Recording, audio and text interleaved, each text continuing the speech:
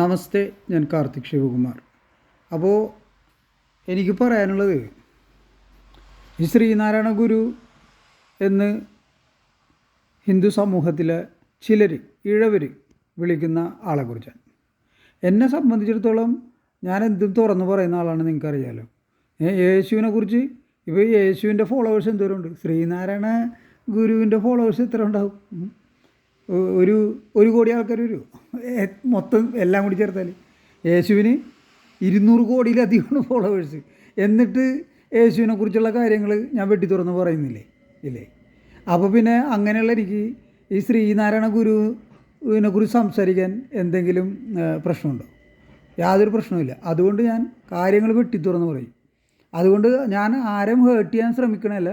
ഈഴവരെന്ന് പറഞ്ഞാൽ ഹിന്ദുക്കളാണ്, എൻ്റെ സഹോദരങ്ങൾ തന്നെയാണ്, ഇതിൽ യാതൊരു സംശയമില്ല. പക്ഷേ പറയേണ്ടത് പറയണം. ഞാൻ ഒരു ഈഴവനെക്കുറിച്ച് മാത്രമാണ് സംസാരിക്കണമെന്നും കൂടി നിങ്ങൾ മനസ്സിലാക്കണം. അല്ലാണ്ട് സകല ഈഴവരെക്കുറിച്ചും അല്ല സംസാരിക്കണത്. ഈഴവരിൽ ധാരാളം നല്ല മനുഷ്യരുണ്ട്.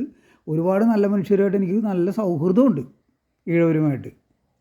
വേണു ചെട്ടിക്കുളങ്ങര എന്നും പറഞ്ഞ് അദ്ദേഹം കാനഡയിൽ ജോലിയാണ്. ഇത് ഈ കഴിഞ്ഞ വർഷമാണെന്നാണ് അദ്ദേഹം മരിച്ചുപോയി. അദ്ദേഹം എൻ്റെ സുഹൃത്തായിരുന്നു, ഈഴവനാണ്. ഒരു പ്രശ്നമില്ല, ഒരു കുഴപ്പമില്ല, നല്ല മനുഷ്യനാണ് അദ്ദേഹം. ക്രിസ്തു മതത്തിനൊക്കെ എടുത്തിട്ട് അലക്കണ ടീമാണ്. എന്ന് വെച്ചാൽ ബൈബിൾ പഠിച്ച്, അതായത് ഞാൻ പറയണ കേട്ട് കേട്ട് കേട്ട് പഠിച്ചിട്ടുണ്ട് പുള്ളി. അങ്ങനെ പഠിച്ചു. പുള്ളി കുറേയൊക്കെ സംസാരിക്കുമായിരുന്നു ക്ലബ് ഹൗസിൽ, റൂമിൽ. നല്ല ഒരു മെമ്പറായിരുന്നു. അപ്പോൾ അദ്ദേഹം ഈഴവനാണ്. അദ്ദേഹം മതേതരവാദികളല്ല. മതേതരത്വമാണ് നമ്മുടെ ശാപം. അത് നമ്മൾ ഇനിയും മനസ്സിലാക്കിയില്ലെങ്കിൽ ലാസ്റ്റ് നമ്മളുണ്ടാവില്ല ഈ ലോകത്ത്. മനസ്സിലായോ? നമ്മുടെ നാടുണ്ടെങ്കിലേ നമ്മളുള്ളൂ. ഭാരതമുണ്ടെങ്കിലേ ഹിന്ദുത്വം ഉള്ളൂ. ഭാരതമില്ലാതായാൽ ഹിന്ദുത്വം ഇല്ലാതാവും. മനസ്സിലായോ? ഇപ്പോൾ നോക്കൂ, ഭാരതത്തിൻ്റെ ഭാഗമായിരുന്നല്ലോ പാകിസ്ഥാൻ, ഇല്ലേ? ഇന്ന് നമ്മൾ പാകിസ്ഥാൻ എന്നും ബംഗ്ലാദേശ് എന്നും അല്ലെങ്കിൽ കാണ്ഡഹാർ എന്നൊക്കെ പറയുന്ന പ്രദേശം എല്ലാം ഹിന്ദുക്കളുടെ പ്രദേശമായിരുന്നു. അതൊക്കെ കണ്ടവരെടുത്തുകൊണ്ട് പോയി. അതിപ്പോൾ ഭാരതത്തിൻ്റെ ഭാഗമല്ലാതായി. അപ്പോൾ അവിടെ ഹിന്ദുത്വം അവസാനിച്ചില്ലേ? അതേപോലെ തന്നെ ഇപ്പോൾ ഉള്ള ഭാരതത്തിലും ഹിന്ദുത്വം അവസാനിക്കും എന്ന് മനസ്സിലാക്കുക. ചരിത്രത്തിൽ നിന്ന് പാഠം ഉൾക്കൊള്ളുക. അതുകൊണ്ട് ഇത് വളരെ ഗൗരവമുള്ളൊരു കാര്യമാണ് ഞാൻ സംസാരിക്കുന്നത്. അതുകൊണ്ടാണ് എനിക്ക് ഇത്രയും ആൾക്കാർ, എൻ്റെ ഈഴവ സുഹൃത്തുക്കൾ എന്നോട് മുഖം ചുളിയാൻ സാധ്യത ഉണ്ടെങ്കിലും ഞാൻ പറയാതിരിക്കാൻ എനിക്ക് വയ്യാത്തൊരവസ്ഥ വരുന്നത് അതുകൊണ്ട് ഞാൻ പറയണേ. അല്ലാണ്ട് എനിക്ക് ഈഴവരോട് എനിക്ക് യാതൊരു വെറുപ്പും വിദ്വേഷവും ഇല്ല. എന്തെങ്കിലും ഉണ്ടെങ്കിൽ അത് സൗഹാർദ്ദം മാത്രമേ ഉള്ളൂ. ഓക്കെ. അപ്പോൾ ഇത്തരം മുഖവരെ പറയേണ്ടി വന്നത് കാരണം ഇത് യാതൊരു കാരണവശാലും ഒരു ഹിന്ദുക്കളെയും വേദനിപ്പിക്കാൻ ഞാൻ ഉദ്ദേശിക്കുന്നില്ല. അതെൻ്റെ ഉദ്ദേശമല്ല. നല്ലത് വരണം എന്ന് വിചാരിച്ചുകൊണ്ടാണ് ഞാൻ സംസാരിക്കുന്നത്. ഓക്കെ. അപ്പോൾ ഇദ്ദേഹം പറയുന്ന കാര്യം, മതം ഏതായാലും മനുഷ്യൻ നന്നായാൽ മതി. ഇദ്ദേഹത്തിൻ്റെ മെയിൻ ഡയലോഗുള്ള കേരളക്കരയിൽ എവിടെ പോയാലും, ഇപ്പോൾ ഞങ്ങളുടെ ഫോർട്ട് കൊച്ചി തന്നെ ഇദ്ദേഹത്തിൻ്റെ ഒരു അമ്പലമുണ്ട്, ശ്രീ കാർത്തിക ക്ഷേത്രം എന്നാണ്. പക്ഷേ അവിടുത്തെ പൂജാരിയും ഒക്കെ ഈഴവരാണ്. വാട്ടെവർ. അതിൻ്റെ ചിരട്ടപ്പാലം ബസ് സ്റ്റോപ്പിൽ തന്നെ ഒരു ഭണ്ഡാരവും കൊണ്ട് വെച്ചിട്ടുണ്ട്. അവിടെ മതം ഏതായാലും മനുഷ്യൻ നന്നായാൽ മതി, ജാതി ചോദിക്കരുത് പറയുന്നത് എഴുതി വെച്ചിട്ടുണ്ട്. ഇത് ഞങ്ങൾ ചിരട്ടപ്പാലത്തെ കഥ. ഇനി എന്തോരം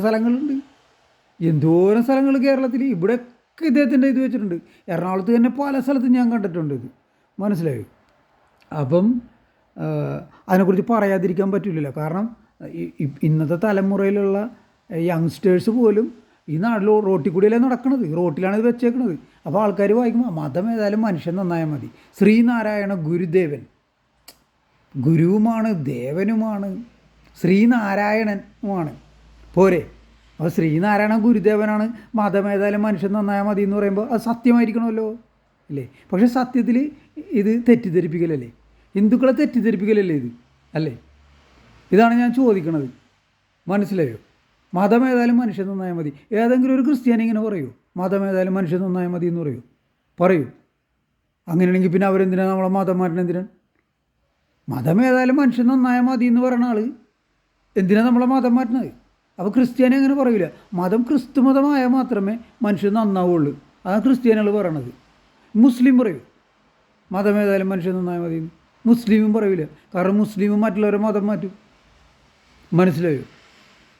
അപ്പോൾ അവർക്കൊക്കെ അവരുടെ മതമാണ് വലുത്. അതുകൊണ്ട് അവരുടെ മതം വളരുന്നു. അവർ ഓരോരോ രാജ്യങ്ങളായിട്ട് പിടിച്ച് അതെല്ലാം ക്രിസ്ത്യൻ രാജ്യങ്ങളും മുസ്ലിം രാജ്യങ്ങളും ആക്കുന്നു. നിങ്ങളൊന്ന് കോണ്ടിനെൻറ്റ്സ് തന്നെ അവർ കീഴടക്കുന്നു. ഇപ്പോൾ ആഫ്രിക്ക നോക്കൂ. ആഫ്രിക്ക ഒരു 100-300 വർഷം മുമ്പ് അല്ലെങ്കിൽ 500 വർഷം മുമ്പ് അവിടെ ക്രിസ്തു മതം ഇല്ല, ഇസ്ലാമും ഇല്ല. ഇപ്പോൾ അങ്ങനെയല്ലല്ലോ. ഇപ്പോൾ ഒരുപാട് ആഫ്രിക്കൻ രാജ്യങ്ങൾ ക്രിസ്ത്യനായി ഇസ്ലാമായി തമ്മിൽ തല്ലുമായി. ഒടുക്കത്തല്ലേ അവർ ആദിവാസികളായിട്ട് കഴിഞ്ഞിരുന്ന സമയത്ത് ഒരു പ്രശ്നം ഉണ്ടായിരുന്നില്ല ആഫ്രിക്കയിൽ. ഈ ക്രിസ്തു മതവും ഇസ്ലാമും ഉണ്ടാകുന്നതിന് മുമ്പ് ഒരു പ്രശ്നം ഉണ്ടായിരുന്നില്ല. പക്ഷെ ഇപ്പം അങ്ങനെയാണ് ആഫ്രിക്കയുടെ സ്ഥിതി, ആണോ? അപ്പോൾ അതിൻ്റെ കാരണം എന്താണ്? ഈ 2 മതങ്ങളാണ്. അപ്പോൾ ഈ 2 മതങ്ങളും മോശമല്ലേ? ക്രിസ്തു മതം ഇസ്ലാമും. അതിൻ്റെ ചരിത്രം നോക്കണ്ടേ? അപ്പോൾ ഈ ചരിത്രമൊന്നും അറിയാണ്ടാണ് ഈ ശ്രീനാരായണ ഗുരുദേവൻ ഇങ്ങനെ മതമേതായാലും മനുഷ്യൻ നന്നായാൽ മതി എന്ന് പറഞ്ഞത്. ക്രിസ്തു മതത്തിൻ്റെ ചരിത്രം അറിയാവുന്ന ആർക്കെങ്കിലും അങ്ങനെ പറയാൻ പറ്റുമോ?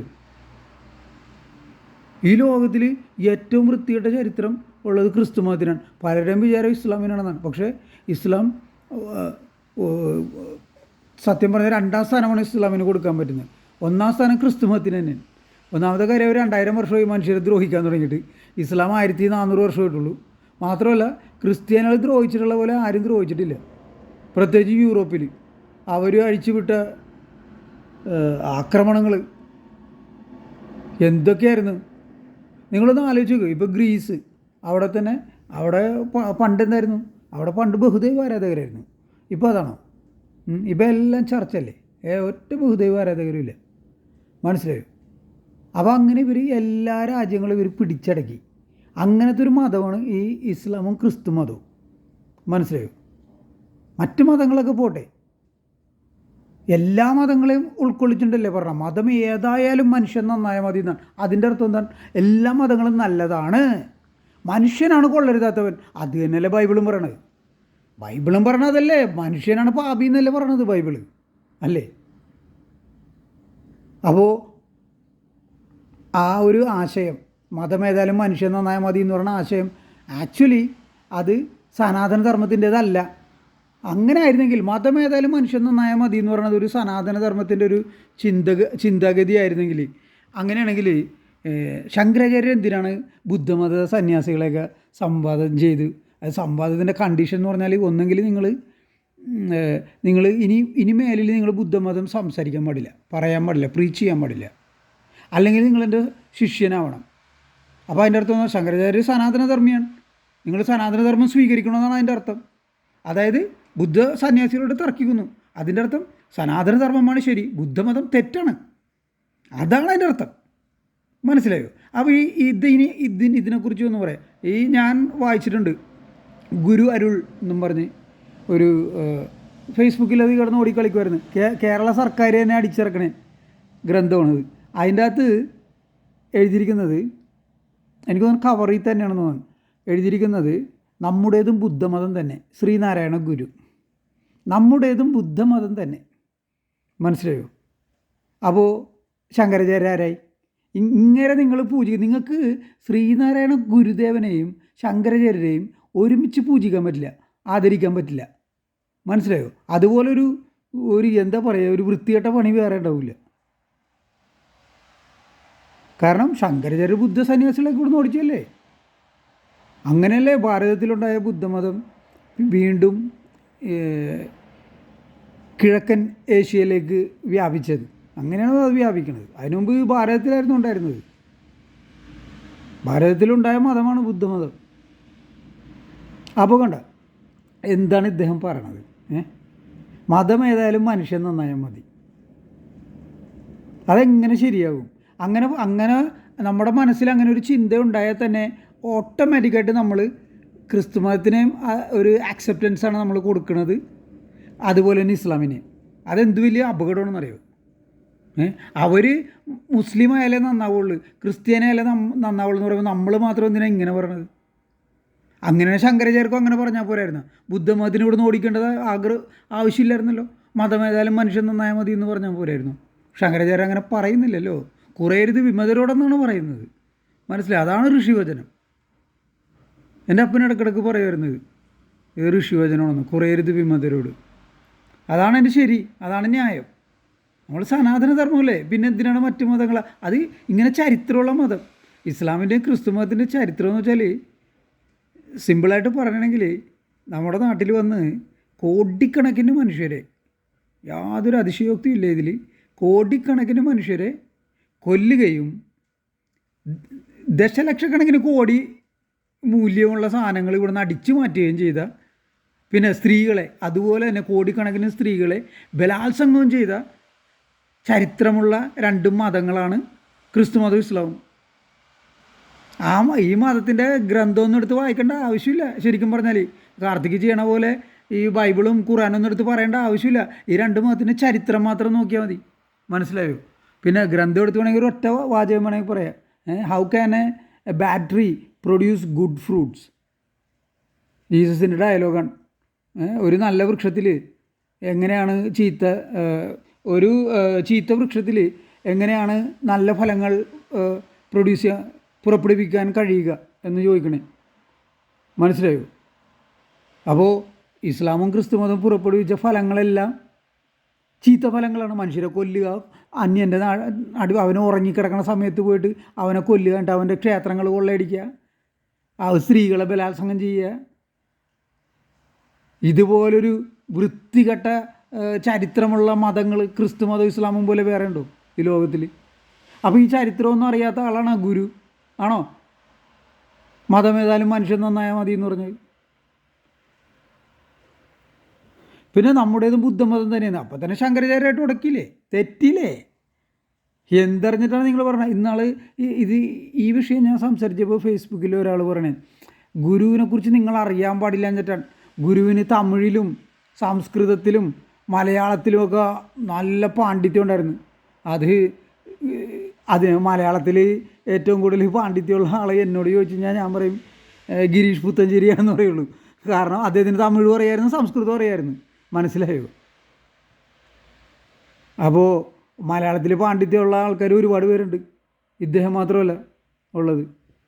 തമിഴിലും പാണ്ഡിത്യമുള്ള ആൾക്കാരുണ്ട്, സംസ്കൃതത്തിൽ പാണ്ഡിത്യമുള്ള ബ്രാഹ്മണരുണ്ട് ഇവിടെ. ഏതെങ്കിലും ബ്രാഹ്മണൻ പഠിപ്പിച്ചാലല്ലേ സംസ്കൃതം പഠിക്കാൻ പറ്റുള്ളൂ. ബ്രാഹ്മണരുടെ ഭാഷയാണ് സംസ്കൃതം. പിന്നെ നാരായണ ഗുരുന്ന് ഇതിപ്പോൾ ഞാൻ നോക്കുമ്പോൾ ഫോട്ടോസ് ഇങ്ങനെ വന്നുകൊണ്ടിരിക്കണേ. ഓരോരോ ഈ നാരായണ ഗുരുവിൻ്റെ കേന്ദ്രങ്ങളിൽ വെച്ചിട്ടുള്ള സംഭവങ്ങളാണ്. ഒരു ഫോട്ടോയിൽ മുകളിൽ ബുദ്ധൻ, 3 പേരും കൂടി ഇരിക്കണേ മുകളിൽ നിന്നായിട്ട് വെർട്ടിക്കലായിട്ട്. അപ്പോൾ മുകളിൽ ബുദ്ധൻ, അതിൻ്റെ ഇടയിൽ യേശു, ഏറ്റവും താഴെ ഈ ശ്രീനാരായണ ഗുരു നാണു. ഈ 3 പേരും കൂടി ഇരിക്കണേ. ഇതൊക്കെ നൽകുന്ന സന്ദേശം എന്താണ് കേരളത്തിലെ ജനങ്ങൾക്ക്? എന്ത് സന്ദേശം കൊടുക്കണത് ഈ പ്രതിമകളൊക്കെ കാണുമ്പോൾ? ഒന്ന് ആലോചിച്ച് നോക്ക്. ക്രിസ്തുമതം സ്വീകരിക്കുന്നതിന് ഒരു കുഴപ്പമില്ല എന്നല്ലേ അത് നൽകുന്ന സന്ദേശം അല്ലേ? യേശുവിനെ പിടിച്ചിരുന്ന് മടിയിലിരുത്തിയേക്കണം. എന്തിനാണ് ഈ പണിക്ക് പോണത്? പിന്നെ വേറൊരു ഒരു പിക്ചർ, അതിൽ എൻ്റെ പൊന്നോ, ശിവലിംഗത്തിൽ അതിൻ്റെ ഉള്ളിൽ ഈ നാണു ഇരിക്കണം. എന്നിട്ട് ബ്രഹ്മാവും വിഷ്ണുവൊക്കെ നാണുവിനെ തൊഴുതുകൊണ്ട് താഴെ പദ്മാസനത്തിലിരിക്കണം. എന്താ സംഭവം? ശിവനും വിഷ്ണുവും ബ്രഹ്മാവും തൊഴുതുകൊണ്ടിരിക്കണം. അപ്പോൾ ശിവനേക്കാളും ബ്രഹ്മാവിനേക്കാളും വിഷ്ണുവിനേക്കാളും ഒക്കെ വലിയ ആളാണ് നാണു എന്നല്ലേ ആ പിക്ചർ നൽകുന്ന സന്ദേശം? ആണോ? നാണു അത്രയും വലിയ ആളാണോ? എനിക്ക് തോന്നണില്ല കേട്ടോ ഭായി. മറ്റേ നാടോടിക്കാരിൽ പറയാം, പശുവിൻ്റെ അകിട് കണ്ടിട്ട് തോന്നണില്ലെന്ന് പറയില്ലേ, ഇത്ര പാല് തന്നെ പശുവാണെന്ന്. അതുപോലെ പറയണേ ഞാൻ. കാരണം എനിക്ക് കണ്ടിട്ട് സഹിക്കാൻ പറ്റണില്ല. കാരണം ഞാൻ ശിവഭക്തനാണ്, നാണുഭക്തനല്ല. ഇങ്ങനെയുണ്ട് ഒരാൾ ദൈവങ്ങളെ പ്രേമിക്കണ ഒരു മനുഷ്യർ കേരളത്തിൽ. അതും ഈ കുറേരുത് വിമതരോട് അങ്ങനെയൊക്കെ പറയുന്ന ഇപ്പോൾ സത്യാനന്ദ സരസ്വതി അല്ലെ ചട്ടമ്പി സ്വാമികൾ, അതുപോലുള്ള ആൾക്കാരാണ് വേണ്ടത് നമുക്ക്. മനസ്സിലായോ? അല്ലാണ്ട് ഇത് ഒരു വിവരമില്ലാണ്ട് എല്ലാം വ്യാഖ്യാനിച്ച് കുളമാക്കണ ആൾക്കാരല്ല. ഗാന്ധി നിന്ന് തുടങ്ങിയ പരിപാടിയാണിത്. എന്താണെന്നറിയോ? സർവധർമ്മ സമഭാവന. സർവധർമ്മ സമഭാവന എന്ന് വെച്ചാൽ എല്ലാ ധർമ്മങ്ങളെയും മതങ്ങളെയും, ഇവിടെ ധർമ്മം എന്ന് പറഞ്ഞാൽ ഉദ്ദേശിക്കണ മതമാണ്. അല്ലാണ്ട് നമ്മൾ സാധാരണ പറയില്ലേ, അതല്ല ഉദ്ദേശിക്കണം. അപ്പോൾ സർവധർമ്മ സമഭാവന എന്ന് വെച്ചാൽ എല്ലാ മതങ്ങളെയും, ലോകത്തിലെ സകല മതങ്ങളെയും സമഭാവനയോടുകൂടി കാണുക. അതെല്ലാം തുല്യമാണ്, നല്ലതാണ് എന്ന് കാണുക എന്നാണ് ഗാന്ധി ഇവിടെ പറഞ്ഞിരുന്നത്. ഗാന്ധിയുടെ ഒരു തള്ളാണത്. ഒരു കാര്യം മനസ്സിലാക്കുക, ഇതിനൊക്കെ വേണമെങ്കിൽ ഇവർക്ക് മഹാഭാരതത്തിൽ നിന്ന് വേണമെങ്കിൽ ഒരു വേഴ്സ് മഹാഭാരതത്തിൽ ശ്രീകൃഷ്ണൻ ഇങ്ങനെ പറഞ്ഞിട്ടുണ്ട് എന്നൊക്കെ വേണേൽ പറയാൻ പറ്റും. പക്ഷേ അത് ഒരു കാര്യം നമ്മൾ മനസ്സിലാക്കണം, മഹാഭാരതം നടക്കുന്നത് 5000 വർഷം മുമ്പാണ്. 5000-ലേറെ വർഷമായി മഹാഭാരതം സംഭവിച്ചിട്ട്. അന്നേരം ശ്രീകൃഷ്ണൻ അത് പറഞ്ഞിട്ടുണ്ടെങ്കിലും അതിൻ്റെ അർത്ഥം ഇസ്ലാമും ക്രിസ്തുമതവും ഒക്കെ സമഭാവനയോട് കാണണമെന്നല്ല. കാരണം അന്നേരം ഇസ്ലാമും ക്രിസ്തുമതവും ഇല്ല. പിന്നെ എങ്ങനെ ഇതിനെങ്ങനെ ഉൾക്കൊള്ളിക്കാൻ പറ്റും? അപ്പോൾ ഇതിനെ ഉൾക്കൊള്ളിക്കണ ആൾക്കാർ, ഞാൻ ഇന്നാളൊരു വീഡിയോയിൽ ഒരു കാര്യം പറഞ്ഞില്ലേ, അതായത് ഈ പശുവും പാല് ഒഴിച്ച് മലം കഴുകാൻ നോക്കണ പോലത്തെ പരിപാടിയാണത്. പാല് വൃത്തികേടാവുന്നില്ലാണ്ട് മലം വൃത്തിയാവില്ല. ഭയങ്കര ഇത് രണ്ടും തമ്മിൽ അജഗജാന്തരമുണ്ട്. ഭയങ്കര വ്യത്യാസമാണ് രണ്ടും തമ്മിൽ. ഒന്ന് നല്ലതും മറ്റൊന്ന് പൈശാചകവുമാണ്. ഈ സെമിറ്റിക് മതങ്ങൾ, ക്രിസ്തു മതം, ഇസ്ലാമും, അതിൽ വേറെ ഒന്നും നോക്കണ്ട, വേറെ ബൈബിളും വായിക്കണ്ട, ഖുറാനും വായിക്കണ്ട. ഈ മതങ്ങളുടെ ഇന്ന് വരെയുള്ള ചരിത്രം, ഉണ്ടായ കാലം മുതൽ ഇന്ന് വരെയുള്ള ചരിത്രം മാത്രം പരിശോധിച്ചാൽ മതി. ഇതിൻ്റെ അകത്തുള്ളത് ദൈവമല്ല, മനുഷ്യർ തമ്മിൽ തല്ലി ചാകാനിടവരുത്തുന്ന പിശാചാണെന്ന് മനസ്സിലാക്കാവുന്നതാണ്. ആർക്കും മനസ്സിലാക്കുക. അപ്പോൾ അങ്ങനെയുള്ളപ്പോഴാണ് ഇദ്ദേഹത്തിന് മഹാവിഷ്ണുവിനേക്കാളും വലുതായിട്ട് കണക്കാക്കുന്നത്. മനസ്സിലായോ? പിന്നെ വേറൊരു പിക്ചർ, അതിൽ വെങ്കടാചലപതിയുടെ താഴെ ഇദ്ദേഹം ഇരിക്കണം, നാണു ഇരിക്കണം. എന്നിട്ട് നാണുവിനെ തൊഴുതുകൊണ്ട് ഹനുമാൻ സ്വാമിയും ഗരുഡ ഭഗവാനും ഹനുമാൻ സ്വാമിയും നാണുവിനെ തൊഴുതുകൊണ്ടിരിക്കും. പക്ഷെ എന്താണ് വായി? അപ്പോൾ വെങ്കടാചലപതി എന്ന് പറയുന്ന നാണുവാണ്. അതാണ് ഈ ശ്രീനാരായണൻ എന്ന് ആക്കിയതല്ലേ, അല്ലേ? മനസ്സിലായി, കാര്യങ്ങളൊക്കെ പിടികിട്ടി. പക്ഷേ ഇത് തലക്കോളമുള്ള ആൾക്കാർ മാത്രമേ ഇത് വിശ്വസിക്കുള്ളൂ. മനസ്സിലായോ? നാണുവാണ് ശ്രീനാരായണനെന്ന്. നാണു ശ്രീനാരായണനായിരുന്നെങ്കിൽ കേരളത്തിൻ്റെ അവസ്ഥ ഇങ്ങനെ ആവില്ലായിരുന്നല്ലോ. ഇങ്ങനെ ആവും, ഇത്ര മോശമാവും. ഇപ്പോൾ എന്തോരം കള്ളസ്വാമിമാരുണ്ട്, എന്തോരം സ്വാമിമാർ. എല്ലാവരും പറഞ്ഞു അദ്ദേഹം മഹാത്മാവാണ്, ഇദ്ദേഹം മഹാത്മാവാണ്. ഇത്രയും മഹാത്മാവർ ഉണ്ടായിട്ട് കേരളം എന്താണ് ഇങ്ങനെ അധോഗതിയായിപ്പോയത്? എന്തുകൊണ്ട് അധോഗതിയായിപ്പോയി? അപ്പോൾ യുവമാരൊന്നും മഹാത്മാവല്ല എന്നാണ് ഞാൻ മനസ്സിലാക്കണത്. മനസ്സിലായോ? അങ്ങനെ വേണം, അതാണ് യുക്തി. അല്ലാണ്ട് എല്ലാ തെരുവിലും ഓരോ മഹാത്മാക്കളുണ്ട്. എല്ലാം കാവിയിട്ടവനെല്ലാം, എന്താ വാളെടുത്തവനെല്ലാം വെളിച്ചപ്പാടെന്ന് പറയുന്ന പോലെ കാവിയിട്ടവരെല്ലാം ഹിന്ദുക്കൾക്ക് മഹാത്മാക്കളാണ്. എന്തൊരു കഷ്ടമാണ് പോയി, എന്തൊരു കഷ്ടമാണ് നിങ്ങളിങ്ങനെ വിചാരിക്കണത്. എന്നിട്ട് നാണുവിനെ പൂജിക്കണം. ഇപ്പോൾ ശ്രീനാരായണൻ എന്ന് പറയുന്ന നാണുവായി. എന്താ പറയുക? പിന്നെ നാണുവിൻ്റെ ഈ ഗുരുവരുള്ളിൽ ഒരു കവിത, അതിൻ്റെ അകത്ത് പറയണേ മുഹമ്മദിനെ പറ്റി, മുത്ത് നബി രത്നമോ പവിത്ര പരമേശ പുത്രനോ, ആര്? മുഹമ്മദ്. ഇപ്പോൾ ഇന്നത്തെ ആൾക്കാർ ഖുറാനൊക്കെ മനസ്സിലാക്കി ഇന്നത്തെ ആൾക്കാർ മുഹമ്മദിനെ പറയണത് കേൾക്കുമ്പോൾ ഈ നാണു ഈ പറഞ്ഞത് എന്താണ് നമ്മൾ മനസ്സിലാക്കേണ്ടത്? പരമേശ്വരൻ്റെ പുത്രനാണോ, ശിവൻ്റെ പുത്രനാണ് അത്രേ മുഹമ്മദ്. എന്തൊരു വിഡ്ഢിത്തമാണ് ഇദ്ദേഹം പറയണതെന്ന് ആലോചിക്കണേ. ഇദ്ദേഹത്തിന് മലയാളത്തിൽ കവിത എഴുതാൻ അറിയാം, ഇതിങ്ങനെയല്ല കവിത എഴുതണത്, ഇതിലും ഭേദം എഴുതാണ്ടിരിക്കണേ. മനസ്സിലായോ? അപ്പോൾ ഇദ്ദേഹത്തിനെ ഞാൻ വിമർശിച്ചിട്ടുണ്ട്, ഇടയ്ക്കിടയ്ക്ക് ഇങ്ങനെ പറഞ്ഞിട്ടുണ്ട്. കാരണം ഇത് കാണുകയുള്ളൂ, നമ്മൾ കാണുമ്പോഴാണ് നമ്മൾ പറയേണ്ടി വരുന്നത്. മനസ്സിലായോ? കാരണം ഇത് എങ്ങോട്ടാണ് ഈ പോണത്? എന്തൊരു കഷ്ടമാണെന്നറിയോ ഹിന്ദുക്കളുടെ കാര്യം. കേരളത്തിൽ അവർ ദൈവങ്ങളെക്കാൾ ദൈവങ്ങളെയാണ് ഇപ്പോൾ ഇഷ്ടപ്പെടുന്നത്. ഇത് നാശത്തിലേക്കുള്ള പോക്കാണ്. അത്രമാത്രം എനിക്ക് പറയാനുള്ളൂ. നന്ദി, നമസ്തേ, ഹർ ഹർ മഹാദേവ്.